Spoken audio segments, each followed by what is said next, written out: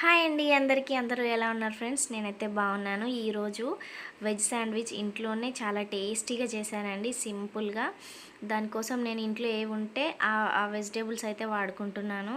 ఇక్కడ మీరు క్యారెట్ ప్లేస్లో మీకు కావాలనుకుంటే బీట్రూట్ అయినా యూజ్ చేయొచ్చు, రెండు కలిపైనా యూజ్ చేయొచ్చు. మనకి స్టఫ్ అనేది మన ఇష్టం అండి. పిల్లలు ఏ కూరగాయలు తినగలుగుతారో అవన్నీ మనం యాడ్ చేసుకోవచ్చు. ఇక్కడ నా దగ్గర ఉన్నాయైతే నేను తీసుకున్నాను. క్యాప్సికమ్ ఉన్న ఇంకా బాగుంటుందండి. సో మనం తీసుకున్న వెజిటేబుల్స్ అన్నీ ఇలా చిన్న చిన్న క్యూబ్స్ లాగా వీలైనంత చిన్నగా కట్ చేసుకుంటే ఏంటంటే స్టఫ్ అనేది ఊడిపోకుండా మంచిగా స్టిక్ అయి ఉండడానికి వీలుగా ఉంటుంది. అందుకని నేను ఆనియన్స్ అయితే ఇలా చిన్నగా కట్ చేసుకున్నాను. అలాగే టొమాటోస్ కూడా సేమ్ అలాగే చిన్న చిన్న క్యూబ్స్ అయితే కట్ చేసి పెట్టుకోవాలి. క్యారెట్ అనేది కొంచెం కుక్ అవ్వడానికి టైం పడుతుంది కాబట్టి నేనైతే కట్ చేయకుండా ఇలా తురుము పెట్టుకున్నాను. నెక్స్ట్ కొంచెం పుదీనా కొత్తిమీర టేస్ట్కి అయితే బాగుంటుందని నేనైతే కొంచెం యాడ్ చేసుకుంటున్నానండి. అంతే, ఇవన్నీ మనం ఒకసారి ఇలా సన్నగా కట్ చేసి పెట్టుకున్నాక ప్రాసెస్ అయితే ఈజీ అండి. మనకి 2 to 3 మినిట్స్లో కంప్లీట్ అయిపోతుంది.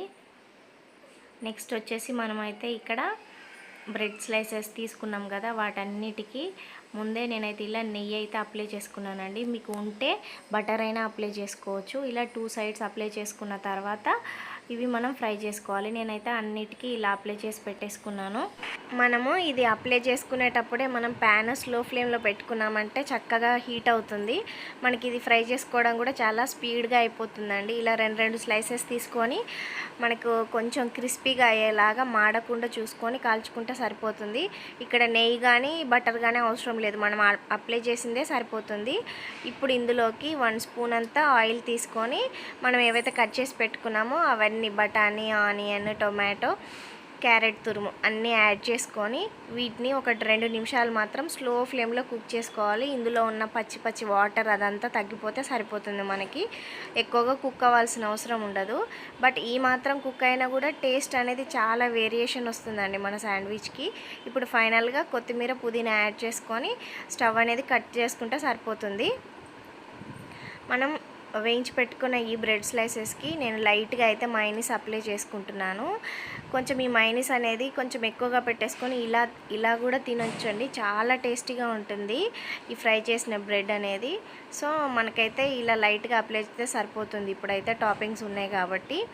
సో నేను మిగతా వాటన్నిటికీ ఇలా మైనీస్ అంతా అప్లై చేసేసుకొని ఈలోపు మనకైతే మనం కుక్ చేసి పెట్టుకున్న స్టఫ్ అంతా చల్లారిపోతుందండి. తినడానికి కూడా ఈజీగా ఉంటుంది. సో మనం స్టఫ్ అనేది ఎంత ఎక్కువ చేసుకున్నా పర్వాలేదు, పిల్లలకి ఈ బ్రెడ్లో పెట్టిస్తాం కాబట్టి ఈ వెజిటేబుల్స్ అన్నీ ఈజీగా తినేస్తారు వాళ్ళు. సో అంతేనండి, మనం ఇలా ఒకదానిపై ఒక బ్రెడ్ పెట్టి మీరు ఒకవేళ ఇక్కడ చీజ్ ఏమన్నా అప్లై చేసుకోవాలనుకుంటే ఇక్కడ పెట్టేసుకోవచ్చండి.